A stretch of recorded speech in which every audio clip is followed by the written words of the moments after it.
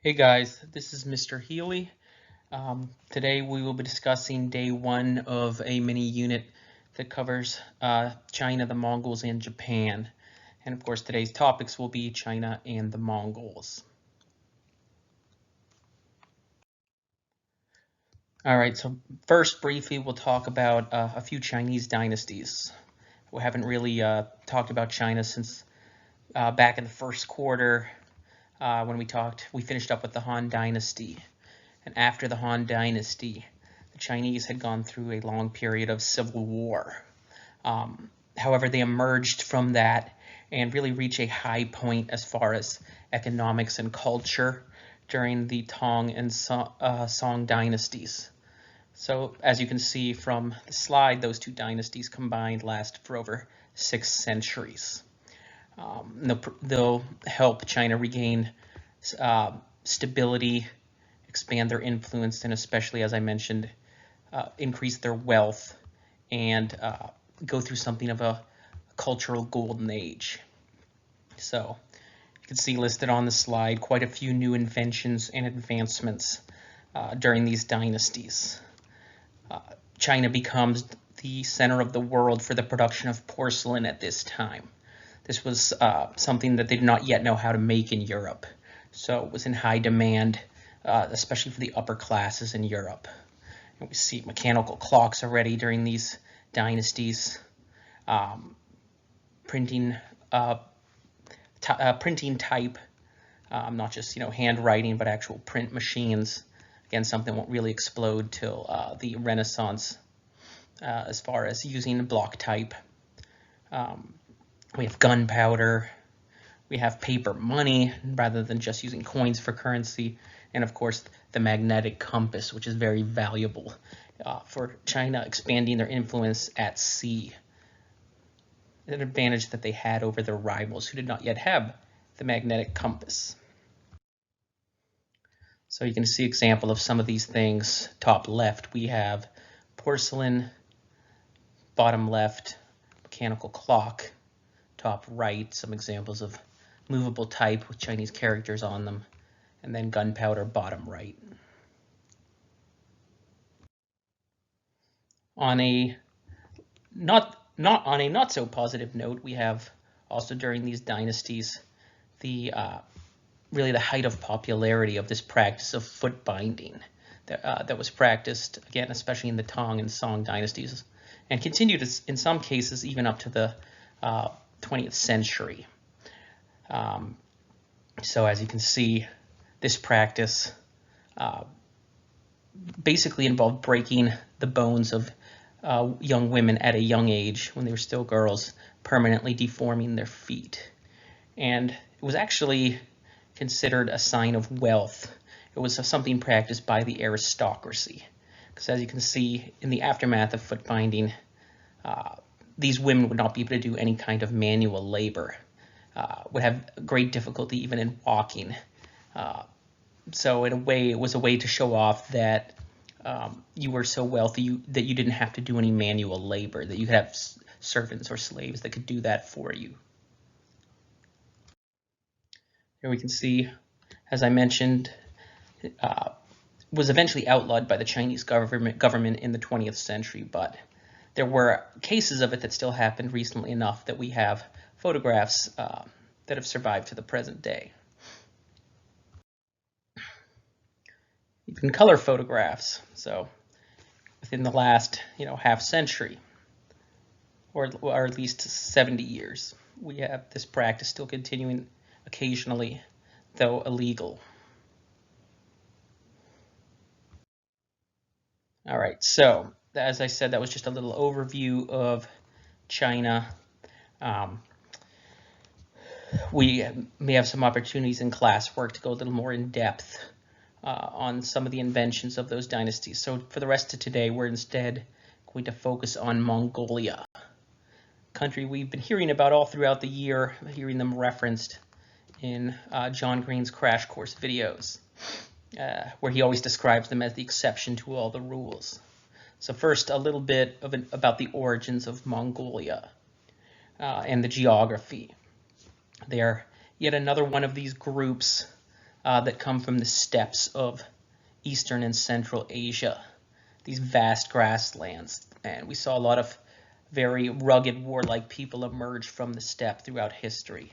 We've first all the way back to the Hittites, then later the Huns. Remember Attila the Hun and his conquering well into Europe, into Central and Southern Europe, the Turks, and finally the Mongols, who created the greatest of all these empires that emerged from peoples from the steppe.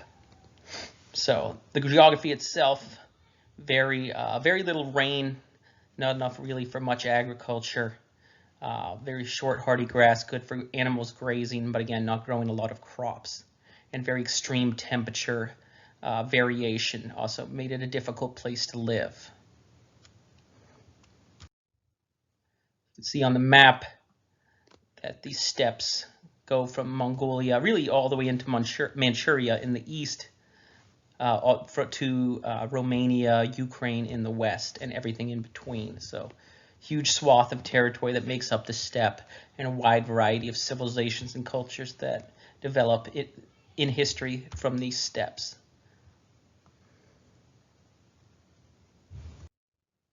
There you can see an actual picture of, give you a better sense of what the terrain is like. And this slide, probably an even better example of what the steppe looked like. Wide plains, very short grass.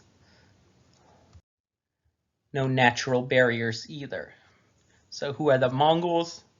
Well, they are one of the many ethnic groups that reside on the steppe. Mongolia is still the nation in the world today. It's sandwiched in between Russia to the north and China to the south. And the original ethnic homeland includes portions of each of those countries as well.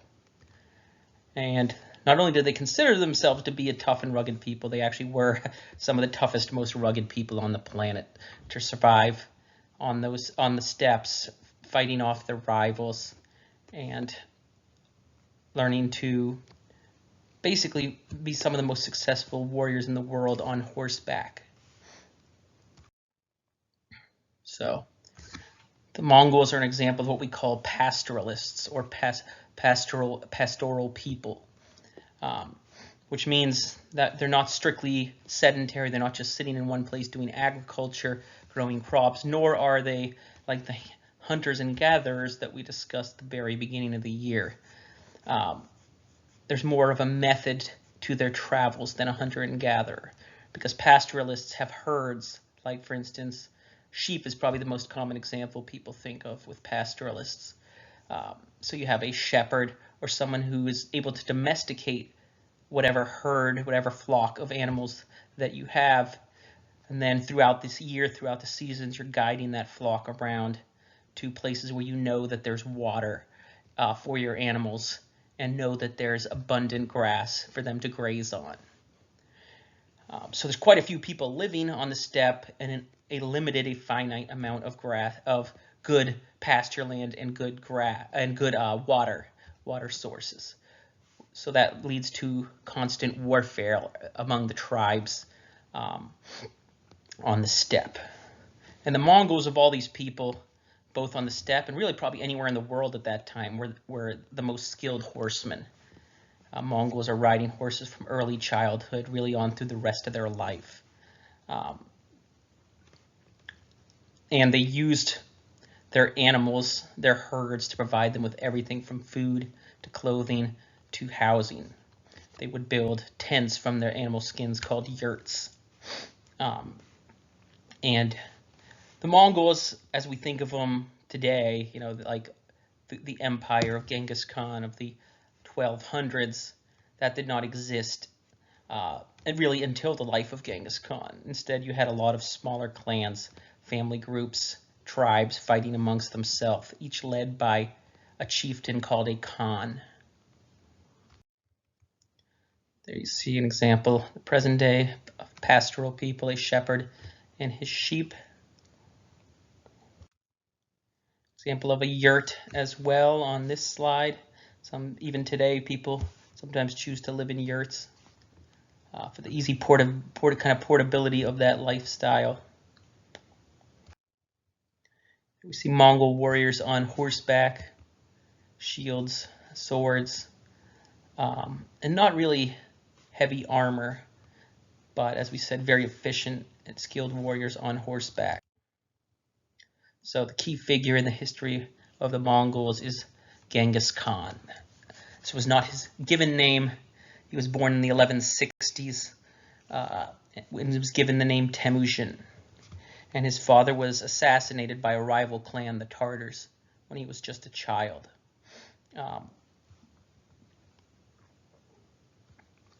So his early life is really, much of it is just him fleeing from the Tartars, trying to avoid assassination, just to survive, trying to survive by any means possible. According to legend, at one point when he ran out of food, nothing to eat or drink, he drank the blood of one of his horses to survive. Shows really the toughness and resourcefulness of Temujin to survive that. And eventually, as he grows to young adulthood and starts to rally his clan around him, he will focus on unifying all of the various tribes into one nation.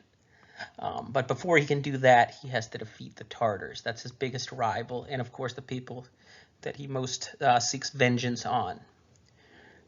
And so really for most of the first 3 decades of his life, he's trying to first survive and then unify the Mongols into one nation. And he really succeeds in doing this in 1206 CE. And once he has defeated the Tartars, united all the clans, he takes the name Genghis Khan, which is translated in English as universal ruler. So he's no longer Temujin, he's now Genghis Khan.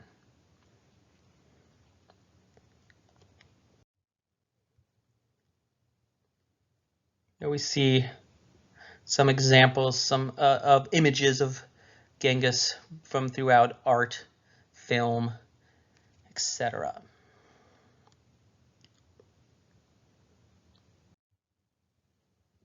Here we see Mongols riding into battle, and one such example of these films. All right, so once he turns his attention outward, he's in the remaining really 2 decades of his life, he's able to create a massive empire. Starts by invading a bit of northern China, but then turns his attention westward to Central Asia, conquering the Muslim kingdoms to his west and spreading throughout all the rest of Asia in the following decade. He didn't always have the largest army compared to his rivals, but he was a very good strategist. Was able to outwit his opponents, outthink them, think 2 steps ahead, and was not afraid to use psychological terror as a weapon as well. This often took the form of making an example out of a tribe or a nation that did not immediately surrender to him. He could be fairly tolerant ruler if you surrendered to him right away, but if you chose to fight, especially if he was new to a region, he would make an example of that nation. He would, perhaps execute all of the males, enslave the women and children. He might burn the entire village down, do something to spread fear in the region so that that nation's rivals, neighbors, would be more likely to surrender rather than try to fight. And the quote on the bottom page really just kind of sums up his motto during these decades. Man's greatest good fortune is to chase and defeat his enemy, seize his total possessions, leave his married women weeping and wailing, and ride his enemy's horse, that is. So basically just completely dominate and destroy his enemy and take over his family. So the only thing that really stops Genghis Khan is that he dies of illness in 1227, in probably his late 50s. But this does not mean the end of his empire. His empire split among his sons into smaller kingdoms, smaller empires. But these Mongol empires combined are able to stretch by the end of the 1200s from China in the east all the way to Poland in Eastern Europe. He is able to conquer his much larger, more powerful neighbor, China. He's able to conquer Korea. As we talked about earlier, a few months ago, he was able to, his successors were able to conquer Russia, rule over Russia for almost 2 centuries, reach all the way to Central Europe. They're able to conquer the latest version of the Persian Empire. So by the end of it all, the largest empire yet in world history. There you can see on the map, again, give you a better visual sense of just the size and scope of his empire. And he and his sons, his immediate successors, all the way through at least his grandson Kublai Khan, are able to control this empire from Korea to Poland. So, as I mentioned, his empire, in the decades after his death, is broken down into 4 smaller khanates. And a descendant of Genghis rules each one of these. So, in the original Mongol homeland, and of course the very wealthy kingdom of China, you have the Khanate of the Great Khan. Central Asia, you have the Khanate of Chagatai, one of his sons. In Persia, you have the Il Khanate, and then in Russia, the Khanate of the Golden Horde, which referred to their golden tents, the golden yurts that they lived in.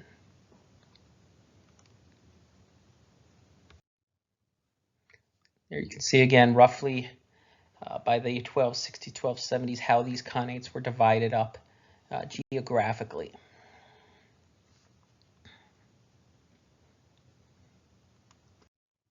So, a little bit again about this Mongol war machine. It was nearly unstoppable at this time in history. Again, it's like a big roving city. Because, again, they can pick up their yurts, their horses, their flocks, and move everything to the next site. As we mentioned, they have inventions that we take for granted today. The saddle and the stirrup were very effective for them in that, remember, they've been riding horses since they're small children. They're very effective at balancing on a horse, which just using the saddle and the stirrup, which allows them to free up their hands to use a bow and arrow. And they could ride at very high rates of speed and be incredibly accurate with their arrows because of their skill and their balance. So that's really one of the things that made them such an effective war machine, especially in open fields. One of the reasons they were never able to conquer Japan is because they didn't have that advantage because of the terrain of Japan, where they could meet their enemies on an open field and surround them and use their mounted archers to their advantage. As I mentioned, weren't known for necessarily wearing very heavy armor like the plated armor in Europe, but rather a lighter armor and silk underwear that would help protect them from arrows. Then the women would travel with them, follow the camp around as it moved, help heal their wounds, and help produce young Mongol warriors. You can see Mongol on horseback, kind of the design of their bows. As I said, very deadly accurate, even while galloping on a horse.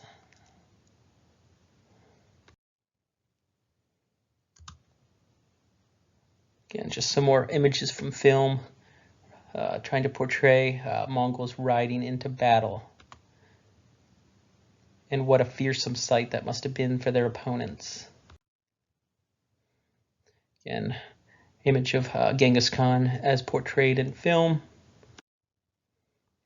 And some scenes depicting their skill on horseback and their just a sheer efficiency in battle. And there's an example of the psychological warfare I talked about. That was something they would actually do to some villages. Decapitate all the surviving prisoners, stack up all the heads in a pile. Then any other residents of that region, their neighbors that might stumble across the pile, would know that that would be their fate if they did not surrender to the Mongols. So, despite all that violence, in warfare, during peacetime, the Mongols could actually be pretty tolerant rulers. Again, as long as you remained loyal, recognized them as the ultimate authority in the kingdom, and as long as you were willing to pay taxes to them. If you did those things, didn't try to rebel, paid your dues, then you were allowed a lot of freedom to continue practicing your culture, your customs, your religion that you had practiced prior to being conquered by the Mongols. The Mongols themselves, their original religion, very kind of nature-based animist religion, but again, they allowed Christians, Muslims, Buddhists, people of all different faiths to continue practicing their faith, Orthodox Christians, Catholics, etc.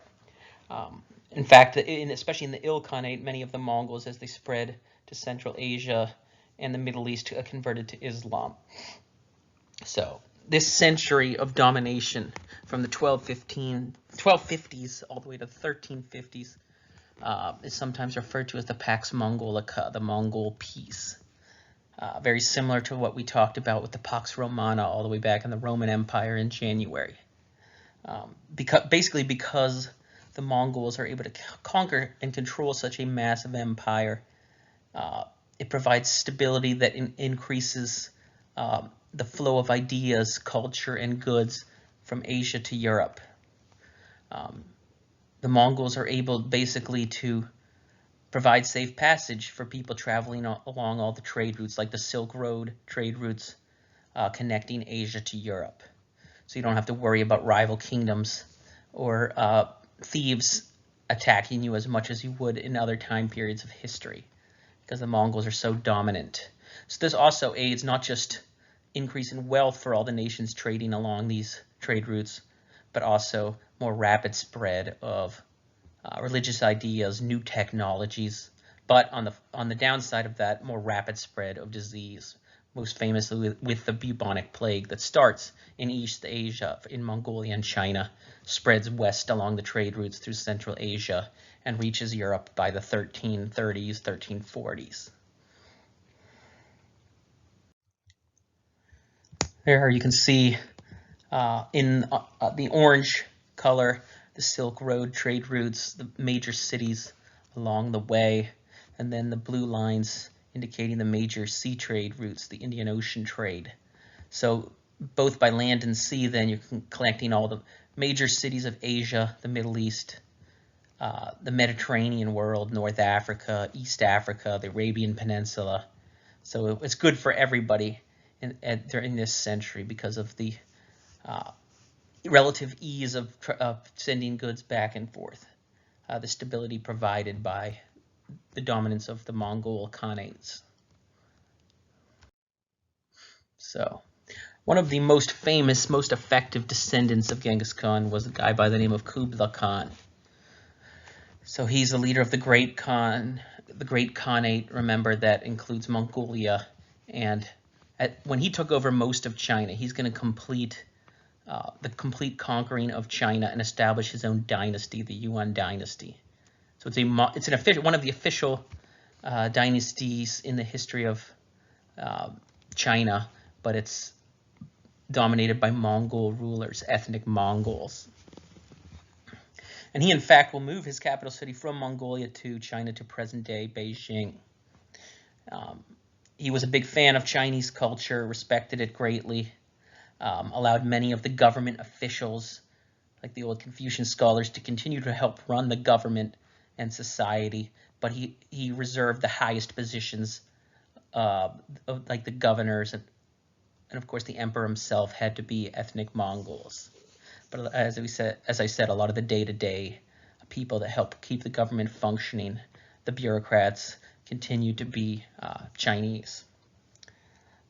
The one thing he was never able to do, devoted a lot of time, resources, and men to, was the idea of conquering Japan.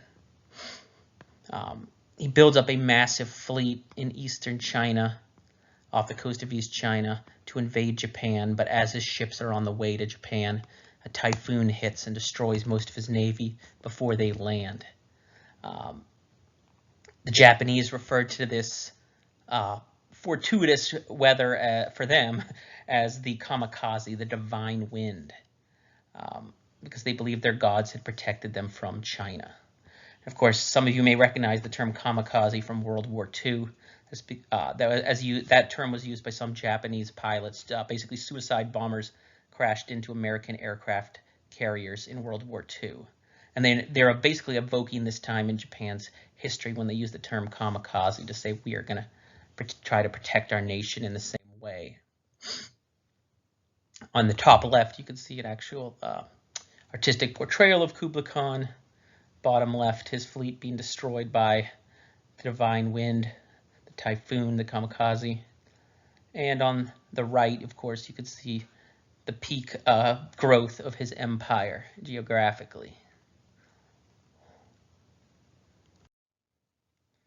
So a few slides ago, we talked about the increase in trade because of the Pax Mongolica. And the two goods that were specially sought after that came from China were silk and porcelain, luxury goods, goods for the upper classes further west. And then later, also products like gunpowder, the compass, paper currency, recreational things like playing cards, and the concept of printing will spread to Europe as well. So all of these help revolutionize society, culture, warfare, etc. in Europe and in North Africa, the Middle East, etc. So Kublai, very open to outsiders coming to visit China, whether they be merchants or missionaries or explorers. He'll welcome Christian missionaries, Buddhist missionaries.